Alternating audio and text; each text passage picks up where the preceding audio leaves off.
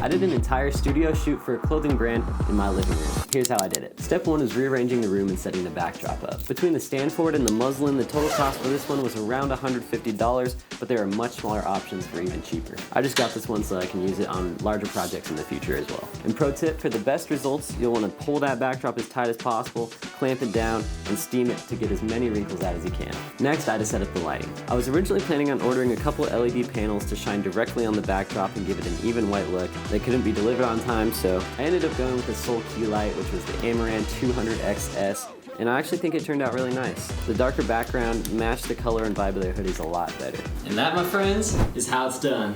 So after that, we were ready to roll. I snapped all the photos we needed and brought them into Lightroom and Photoshop, where most of the magic happens. I made a few simple adjustments in Lightroom, and then Photoshop carried these photos the rest of the way home. In Photoshop, I first selected and content-aware filled out any of the edges that were not a part of the white backdrop. And then the most satisfying part of the process, I used the patch tool to virtually iron out the rest of the imperfections in the backdrop to make it a truly seamless background. These are the results. It looks like a legitimate studio background if you ask me. I love how nicely it fits on the website and the cohesive look it gives their brand. Big shout out to M68 Apparel for trusting me with their brand launch. Follow for more behind the scenes content.